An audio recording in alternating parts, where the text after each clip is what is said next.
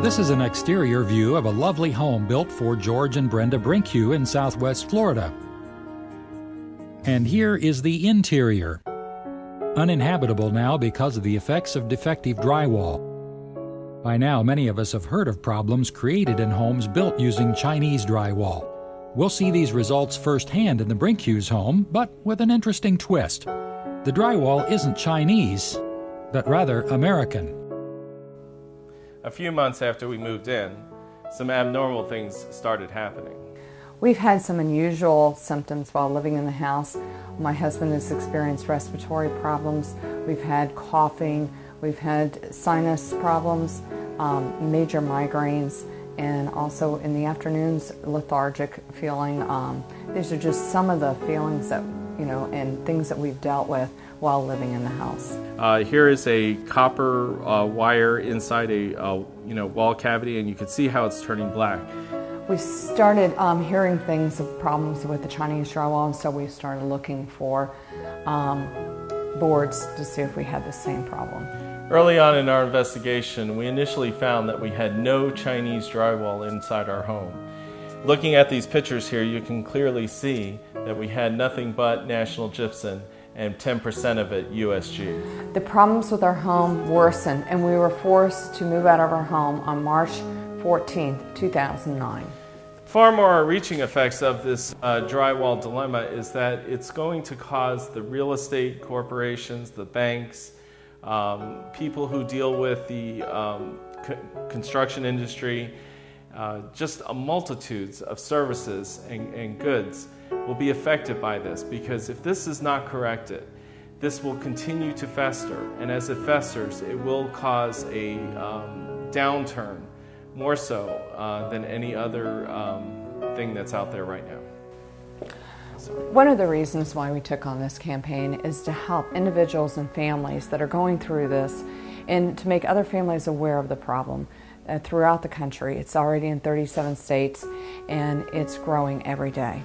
At the end of the video, we will show you some more ways of looking for this defective drywall in your home. Let's take a quick look at some of the conditions we've seen in our home. Lifting this controller box off the floor, this is another example of the type of gas that's being released inside the home. On the underside, we noticed that the plastic was white. On the upper side, we also noticed that it was turning yellow. But also by pulling the switch back when it's in the on position, you can actually see the two different colors on the switch itself. The victims of American and Chinese defective drywall have no means of getting out of these homes. A lot of the victims are still living in these homes, and they need help now. The wires in my bathroom are turning black and scaling. The faucet in my bathroom is turning black. One of the solutions we need to work on is let's get these homes fixed. Let's put America back to work.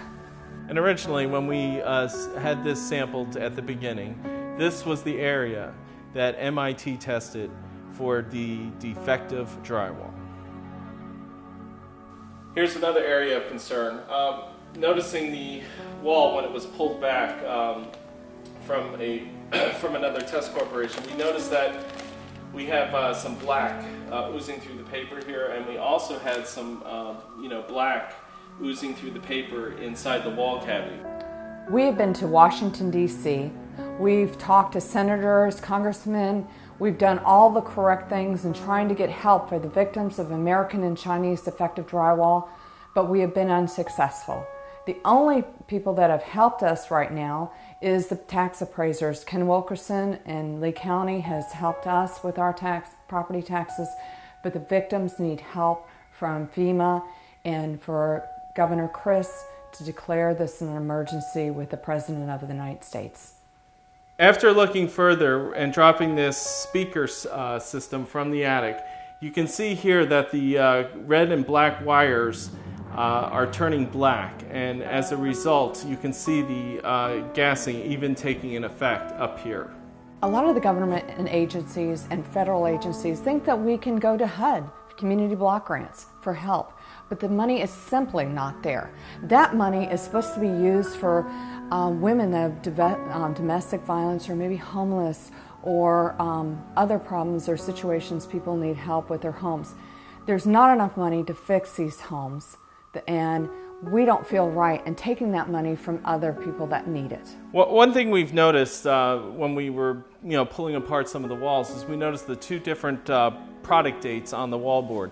Here we have 4/15/04, and up here we have 2/21/04. And what's interesting about this is that the color backing on this material is a different color than the color backing on this material down here. A lot of the victims that are suffering through this problem have had problems with their credit rating because they've had to move out and couldn't afford a mortgage payment and rent payment, and now it's gone on their credit. Their credit has gone down. This is a problem that needs to be addressed. Banks need to work with these homeowners. It's not their fault that this problem happened. So we need the banks to step in and work with the homeowners. Let's get this problem resolved. And this is another thing you need to be looking for. The copper tubing on the air conditioning coils is so black and so corroded, you can actually see the scaling and the pitting along the copper tubing of this unit that was taken out of our home to replace with another unit. If this problem was to happen in Homeland Security or any federal office, we know that they would automatically be evacuated, and this matter would be taken care of right away. I'm asking the president and the governor to help kids and animals with defective drywall. I get hundreds and hundreds of emails every day from people all across America. There's people from South Dakota, there's people from California and Virginia, Louisiana that are dealing with this problem, and they need the government to help them. A lot of these families can't afford mortgages and rent, and they have made the decision to leave their homes, and now they're facing the consequences on something that was not even their fault to begin with. We need the government to help out with these families before they end up going into foreclosure or bankruptcy.